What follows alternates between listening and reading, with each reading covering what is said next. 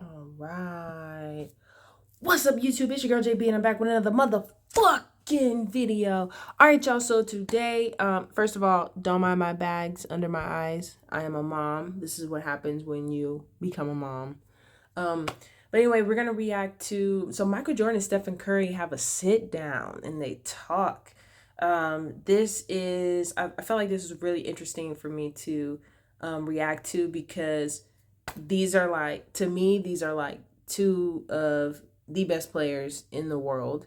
Not saying they're the only two best players in the world, but these are two of them right here, and they're having a conversation. And yeah, so before we get into this, it might be a two-parter. I don't know, because I don't know how long it's gonna take me to react to this. But before we get into it, you guys show me some support. Like, subscribe, so show me some love and leave a comment down below. And yeah, let's get right into this reaction. I appreciate you sitting down with me. This is really an honor, one, because of who you are, but more than like that, Stephen we're is so obviously awkward. here on a golf course. And it's like a pretty uncomfortable. special bond in terms of the basketball players who love golf. That group is growing by the years. A lot more people picking up the game, but you've been in it for a long time, and I'm fascinated just to know, how that love for golf in general just started, and how you balanced, Fascinated golf and basketball while you were playing. Because I'm in that boat right now, and I feel like sometimes I'm playing too much golf, but sometimes I feel like I'm not playing enough. Well, that's the easiest point. I mean, that's the easiest question I can answer. Is that when I was playing, it was snow on the ground in Chicago. There was no golf courses. There was nothing. If it was, things would have been a little bit different. But I kind of got into golf mainly because, Michael from a Jordan looked competitive good, standpoint, to me, it is the hardest game to play. Absolutely. I can always respond to an opponent, a defensive guy, offensive guy, whatever. But in golf, it's like playing in a mirror, and you're battling yourself consistently to try to get perfection. Every swing, every putt. For a competitive person like me, I might have missed it, but this Michael is Jordan what plays keeps me professional sane, golf, because bro. when I walk away from the game of basketball, that was enough to keep my competitive juices working. He does everything. Now when I don't have that game, this game, and it even drives me crazy then. Now I go fishing in between my golf because I got to show patience in fishing. That's going to be relative to golf.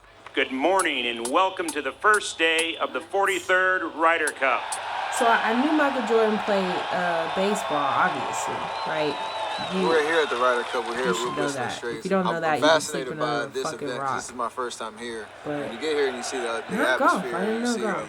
the chants and the noise, and I'm wondering, what do you think from a team perspective? When guys are individuals throughout the whole year, how does that permeate in golf? Because with us, we get rah-rah in the locker room. Sure. How's that So got a list accountability of you think work in questions? that locker room when Well, it's guys are on tough. different journeys? It's tough. I mean, I've had countless conversations with some of the players, and if I can put it in the most simplest terms, is that you have to give up bits and pieces of who you are for the benefit of the team, and that can be something I agree so with that. simple as I agree with that.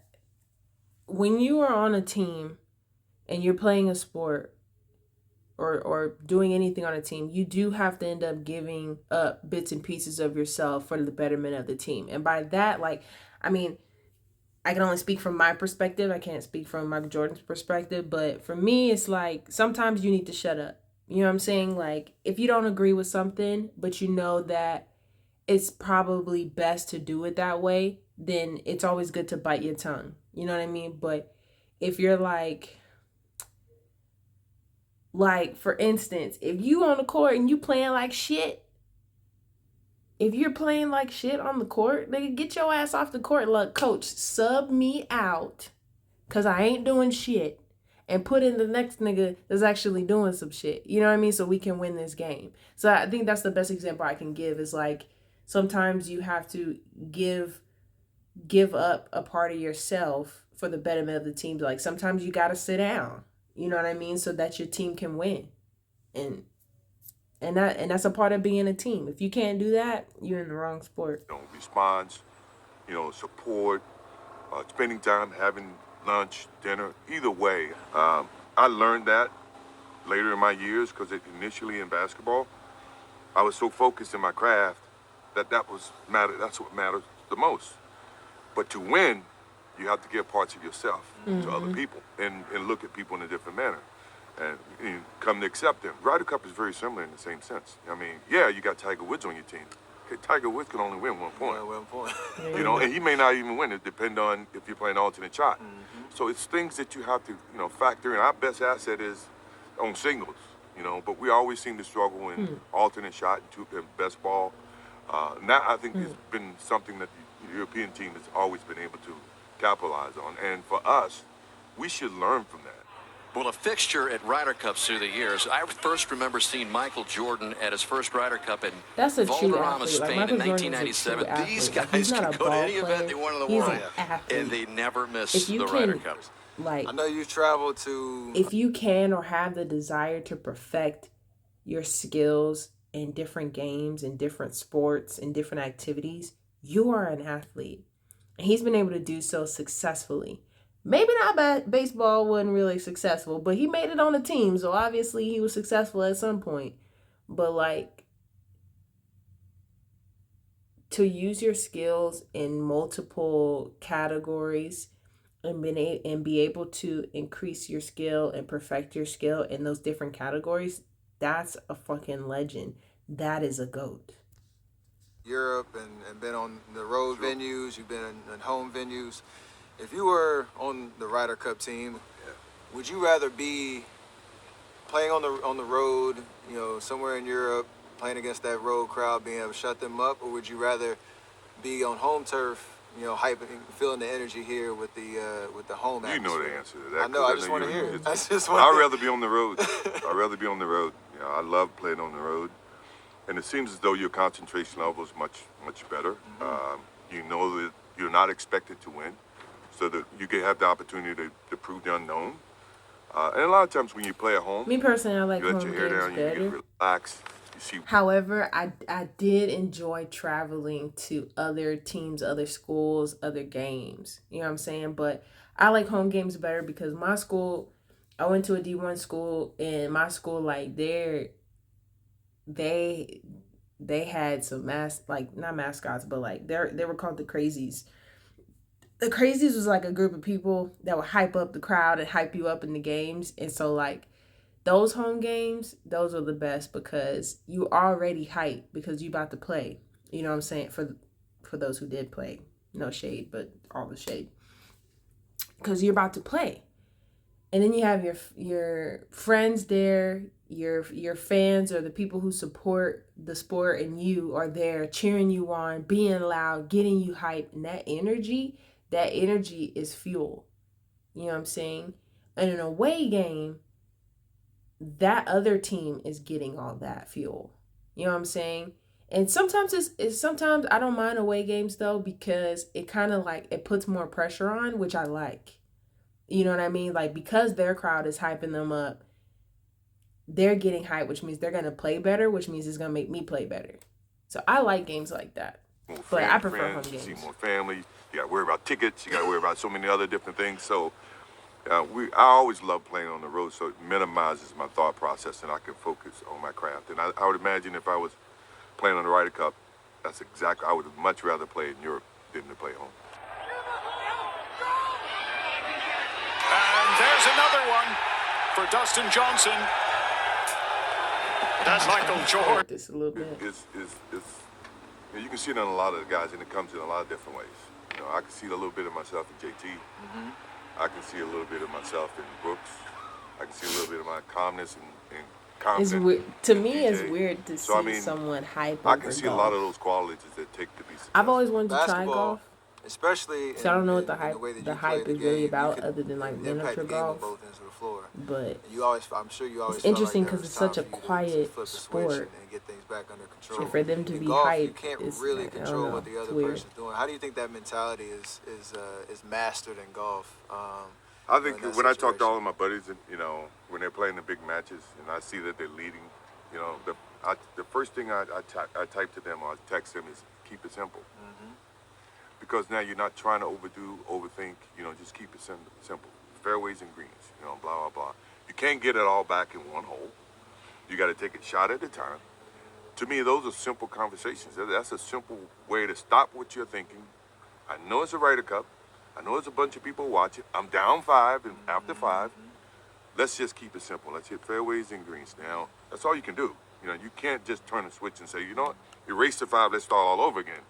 No, you got to channel your thoughts and start basically working your way back to getting more confident about your swing, scoring, or the match. Now, it may not happen that way, but I think that's a good start, and sometimes it does. I've been to a couple PGA events. I've been to one major. This is my first Ryder Cup. This is the first time that I've been on a course watching and haven't gotten the itch to go play. And I say that because the competition is so ripe. Yeah. Usually when I go to a tournament, I'm like, dang, like the shots are inspiring me to, I want to go to the range right now and work on this and that. You feel like a similar vibe, or is that competitive nature still like, I stay in my lane. I stay in my lane. I know that's right. I watch, these guys are good. Yeah, they're great. And to watch them under the pressure Yeah. of being able That's to hit shot respect, after though. shot That's after respect. Let me shot. pause that. So if you guys don't know much about Michael Jordan, Michael Jordan is he's somebody who, like, whenever he was in the league playing basketball, he is somebody who would, like, if someone felt like he wasn't the best, he's gonna go one-on-one against that person to prove that I still am that. You know what I mean? Like, don't disrespect me. Don't forget what I do. You know what I mean? Who I am. I still am that, and I live towards that. And he used that as fuel. A lot of people took that as arrogance, but he used that as fuel. He might have been rude and an asshole in some ways, but he made a lot of people great. He made a lot of people, like, you know, to be able to rise to the best of their potential as possible. And so that is, you know, an epitome of a true athlete, of a true legend and a true team player. Is somebody who can make you mad, piss you off, frustrate you, but also be like, bro, that was a good ass game you just played, bro. Fucking, that was amazing. You need to play every game like that. And if you don't, I'm going to be on your ass. You need somebody like that. How else are you going to get better? How's anybody going to get better at anything if you don't have somebody to push you, right? Some people push people in different ways than others, but I'm just saying, like, sometimes people need that pit bull. If you nice to people all the time, oh, okay, well, do your best. Like, what is going to come of that? You know what I mean? Like, are the greats, have people been 100% nice and caring about people's feelings to the greats? Do you think do you think that's how they became great? I don't think so. And then also something he said, he's like, nah, I stay in my lane. That's another part about, that's another good thing about being great and being a legend, is knowing where your place is. Like, you can't be the point guard and then also be the shooting guard and then also be the post player. You fucking up everybody else's shit. You know, and then if you're not, like, if you're geared towards your position, you've been equipped to be the best that you can be in your sport, your position, on your team, and then you go and try to do something else, sometimes it may not work out the way you want it to work out, and that's okay. And in that instinct, your ass need to stay in your lane. Stay with what you're good at. Stick with what you know. You know what I mean? But sometimes it works for other people. Me personally, I stay in my lane. I'm not about to come out here and be like, yeah, nigga, I'm the best fucking soccer player ever, nigga. Like, I could score on you, no problem, with my eyes closed. That's a lie. No, I cannot. I look weird as shit kicking the soccer ball. That's how I feel. I look weird as hell kicking the soccer ball. I'm tall. So you can imagine a tall person kicking a soccer ball that play basketball that has no soccer coordination. That looks weird. I look like a fucking gazelle out there, like a flamingo or some shit out there. I look weird. You stay in your lane. You know your place. You know what you're good at and what you're most successful at, and you stay with that. And then if you want to venture out to other things, then you be the best at that. You don't halfway do shit or half-ass do shit. You know what I mean? I'm just explaining why Michael Jordan is the GOAT. And I do find it interesting that basketball players are now going to other sports and trying their luck and their skill and their love in other areas. too, because it shows that like, hey, I can do this too, or I want to do this too, or you can do this too. Knowing that you got so many thousands of people against you, and you have so many thousands of people supporting you, you don't want to let them down. Being able to represent that fan base, USA or Europe. And for me, I don't have the skill set to put myself in that environment. Now, if you tell me I got a basketball in my hand, now that's a different story. But if I had a golf club in my hand, there's no way I can get comfortable to hit a 50-yard shot or a 100-yard shot. Not with all these people. Not all these people. He's got President Bush, Michael Jordan over his right shoulder. All right, y'all. So I'm gonna kind of end the video right there.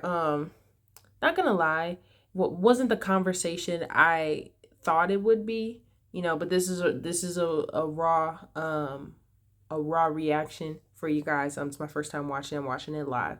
So anyways, you guys, if you guys want to see more videos like this, leave a comment, subscribe to my channel, like this video, share this video, turn your post notifications on so you don't miss another video that I post. And I'm busting them out today. I'm probably gonna post another one today too. So anyways, you guys, thank you so much for your love, support, watching this video. And yeah, I'm out this bitch.